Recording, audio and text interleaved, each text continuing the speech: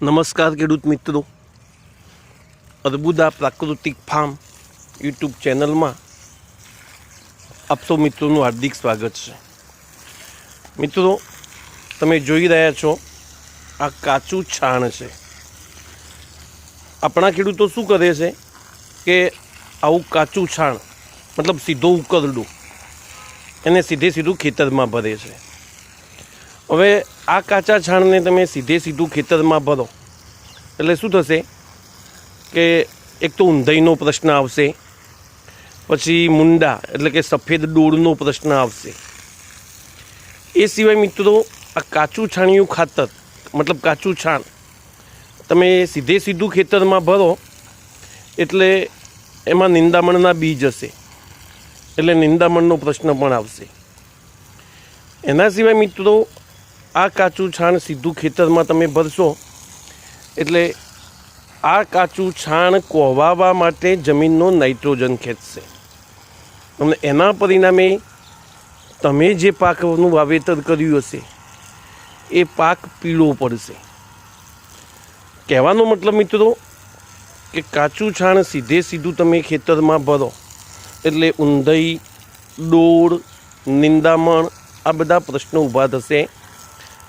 તો મિત્રો કાચું છાણ સીધું ખેતરમાં ન ભરતા પહેલાં એને સારી રીતે કોવરાવી દઈએ।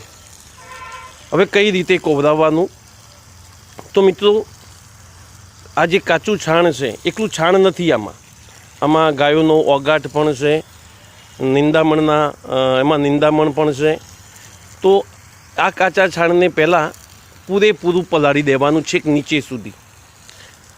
જો નીચે સુધી પાણી ન ઉતરે તો ઉપર ઊભા હોલ પાડી અને નીચે સુધી એને બરાબર પલાળી દેવાનું। પલાળ્યા પછી એમાં તમારા છાણનો જે જથ્થો હોય એ જથ્થા પ્રમાણે તમે એમાં 2-3 બેરલ જીવામૃત ઊભા હોલ પાડીને રેડી દો, અથવા ગૌકૃપા અમૃતમના બેક્ટેરિયા રેડો, અથવા વેસ્ટ ડીકમ્પોઝરના બેક્ટેરિયા રેડો। એટલે આ છાણ એમાં રહેલો બીજો કચરો એ ડીકમ્પોઝ થવાનો એટલે કે કોવરાવાનો શરૂ થશે। 20-25 દિવસ થાય મિત્રો એટલે આ છાણને ફરીથી એકવાર પલટી મારી દો। ફરીથી એમાં તમારા છાણના જથ્થા પ્રમાણે તમે 2-3 બેરલ જીવામૃત, વેસ્ટ ડીકમ્પોઝર કે ગૌકૃપા અમૃતમના બેક્ટેરિયા રેડો અને એમાં પૂરતા પ્રમાણમાં ભેજ જાળવી રાખો। એટલે મિત્રો શું થશે કે 40-50 દિવસે આ જે છાણિયું ખાતર છે આ છાણિયું ખાતર એકદમ કોવરાઈ અને આ તમે જે જોઈ રહ્યા છો મારા હાથમાં સરસ મજાનું ચાની ભૂકી જેવું કાળા રંગનું ખાતર તૈયાર થશે। જનરલી મિત્રો તમે ઉકરડામાં સીધો હાથ ગાલી અને એને અનુભવ કરજો તો એમાંથી તમને છાણની દુર્ગંધ આવશે, પણ આ ખાતર જ્યારે તૈયાર થશે જે મારા હાથમાં તમે જોઈ રહ્યા છો એને તમે સૂંઘશો તો એમાંથી છાણની દુર્ગંધ નહીં આવે, એ તમને ગરમ નહીં લાગે। અને મિત્રો આ જ સાચું ખાતર છે।